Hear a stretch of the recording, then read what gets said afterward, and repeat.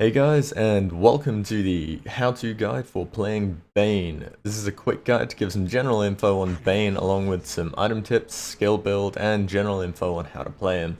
This guide actually is kind of split between a solo mid and a support Bane because he can play both lanes competently, but I think he's kind of a better support. Bane starts out with 22 on all stats, which means he has lower health than a lot of heroes because a lot start out with like 25.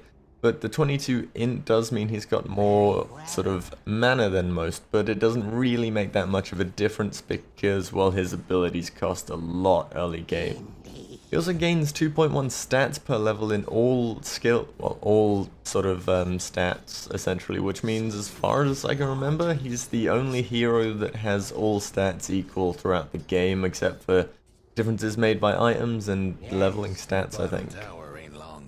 Ability wise, his Q is Enfeeble. This ability lowers an enemy's attack damage by 30 to 120 depending on rank, and has a huge cast range of 1000.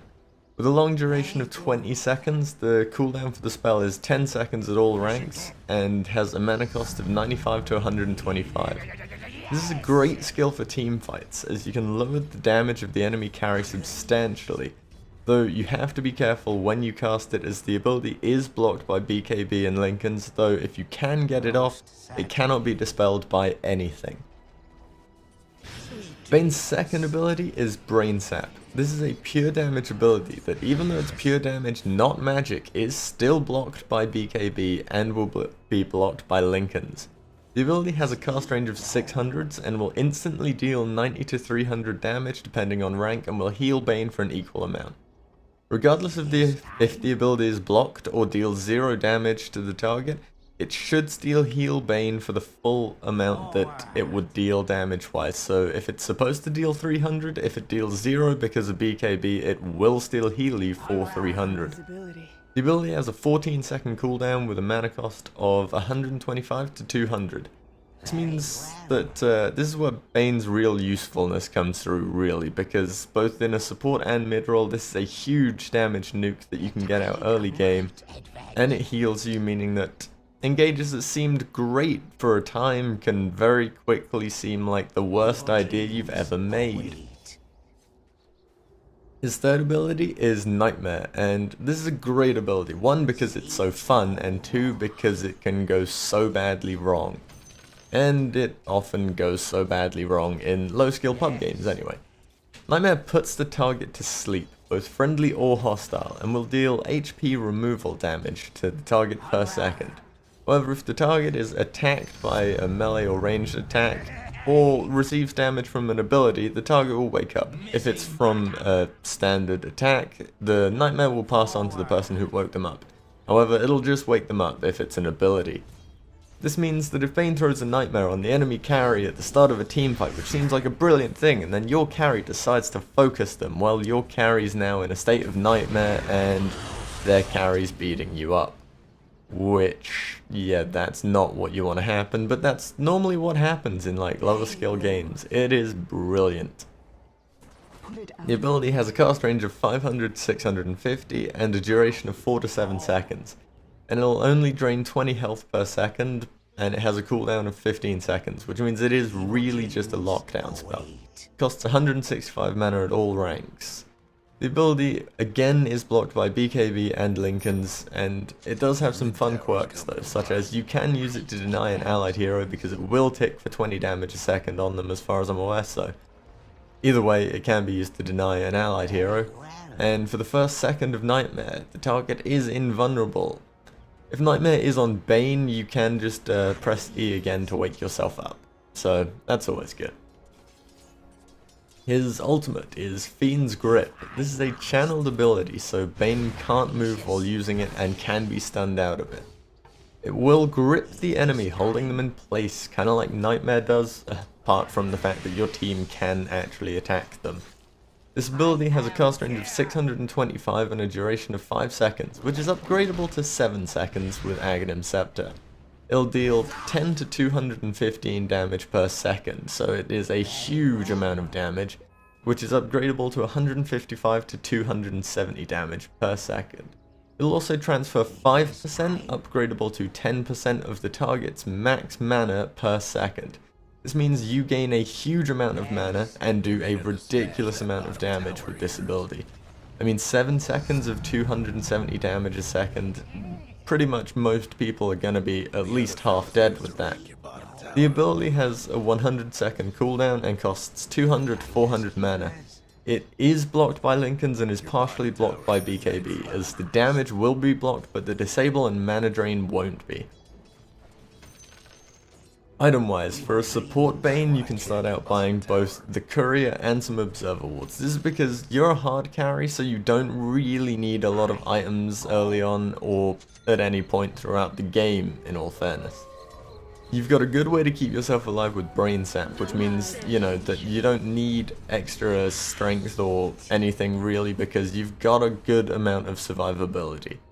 Also taking 3 Clarities because you're very mana intensive, and some Tango and Ironwood Branch.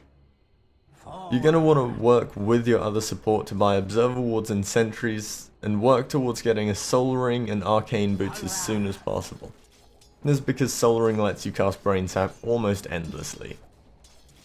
Now, beyond this, you can either head towards a Mechanism or Pipe, depending on what one your other support is really going to be going for in that, and BKB to stop you getting stunned out of your ulti, Aghanims to make your ulti so damaging.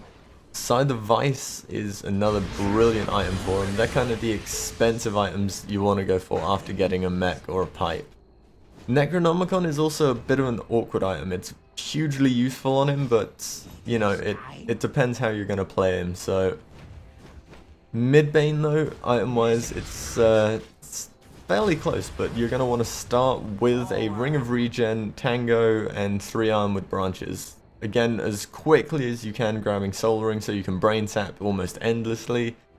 And follow that up with Arcane Boots and a Force Staff. Reason for the Force Staff is you're going to be going around to lanes ganking, and you can push people way out of position with it into Nightmares, into, you know, Fiend's Grip, and that it makes killing a lot easier. You're going to want to follow up with a Necronomicon. Again, reason why Necronomicon is because, well, as a ganker, you do extra damage with it because of the little annoying buddies you can summon. And then you're going to want to head into Scythe, BKB, or Yules, really. That kind of stuff. Because, heck, it's fairly similar, as I said, but it's different item priority, and that's about it. Skill-wise, you're going to want to take Brain Sap at 1, 3, 5, and 7 for a support Bane, as it allows you to wander into lane and do a huge amount of burst damage in between stacking and pulling. Mid-wise, you're going to want to take Brain Sap at 2, 3, 5, and 7.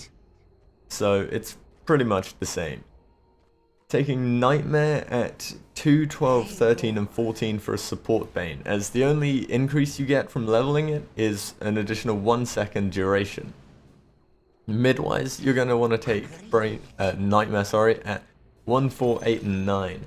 Reason for skilling it at much lower levels mid is that the extra couple of seconds gives you the time for Brain Sap to come off of cooldown so that you can get another huge damage burst on them, and that. So it's a lot better for that reason. You're going to want to take Enfeeble at 4, 8, 9, and 10 as a support to allow for early game damage drop, potentially forcing them out of lane because they've got no damage, and if you start chasing them, they've just got to run back.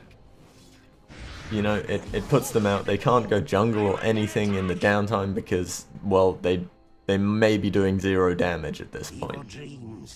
Now, midwise, you are going to want to take that at 10, 12, 13, and 14. Reason why it's a lot later is it's less useful in mid, because heroes tend to be ability based as opposed to auto attack based. Take your ult whenever possible in both builds, and, you know, stats when you have to again. Gameplay wise, as a support Bane, you're going to be wanting to stack and pull jungle camps whenever possible. Staying as close to lane in between times, but try not to leech XP, or at least not leech XP too much, as it'll mean your carry level's slower, so he'll be doing less damage in that. Keeping wards up so you can see in rune spot and any potential ganks heading down to try and kill you guys. So that's, you know, that's what you're going to be wanting to do. And going to be wanting to do, well, I can't speak, but that's what you're going to be wanting to do. And you're going to be wanting to pop into lane every now and again just to throw a brain sap out on, you know, the enemy. If you're versus a tri-lane or something, yeah, it's going to be a lot more annoying, and you're going to want to throw it on the carry as opposed to the supports and that. But once you hit level 6 though, you're going to want to coordinate with your carry to go into lane and get some kills. Now, if you're versus a solo lane, you're going to just want to fiend script them, and you know, that may get you the kill. If you're versus a duo lane, you're going to want to nightmare the carry or whatever and fiend script the support. And versus a tri lane, you're going to want to enfeeble the carry, nightmare one of the supports, and fiend script the other support. Reason for this is that supports are considerably easier to kill early game, in all fairness, because, well, carries at level 6 and that probably have bought, like, you know, a stout shield, poor man shield, something along those lines, so they'll be taking some less damage. They'll have slightly better stats than a support, so you're going to want to go for killing the supports off first, which is why you go like that. Mid lane wise, work on damaging your own creep and denying as much as possible in between last hitting, and as soon as you have Solar Ring, you can start using Brain Sap every time Solar Ring is, like, available to use. This is because at rank 2, it costs 150 mana, Soul Ring gives you 150 mana, and it heals you for 160, which is more than you lose from Soul Ring, so, you know, it'll keep you at full health, and it won't really cost any mana to do this. Once you hit level 6, you're gonna want to start ganking other lanes a lot. Or you can try for kills on mid lane using a Brain Sap, Fiend Script, Nightmare, Brain Sap combo. Reason why Brain Sap, Fiend Script, Nightmare, Brain Sap is the Fiend Script and Nightmare duration together based on the level you are should pretty much give Brain Sap time to come off of cooldown. It'll be a couple of seconds late, so if you Brain Sap and then a couple of seconds later do Fiend Script, Nightmare, you'll have the Brain Sap off of cooldown. That'll get you a kill more than likely. You're also going to be wanting to check Rune Spot every 2 minutes. Your support should have warded Rune Spot, so you should be able to see where Rune is and just go grab the Rune because you're gonna need it. And yeah, that's about it. Gank as much as possible post 6 and just murder people. I hope you guys have found this guide useful in some way, and I hope you enjoyed watching it. If you have, please remember to press the like button. And if you have anything to add or say about the guide, leave a comment. For more guides and general gameplay stuff on Dota 2 and everything, because that's pretty much all I'm doing now, is go check out my other videos, and, you know, if you want to subscribe, then you get updates just given to you on when I put out new videos, which means you don't even have to put effort into seeing them. Anyway, I hope you guys have a great day, and I will see you next time.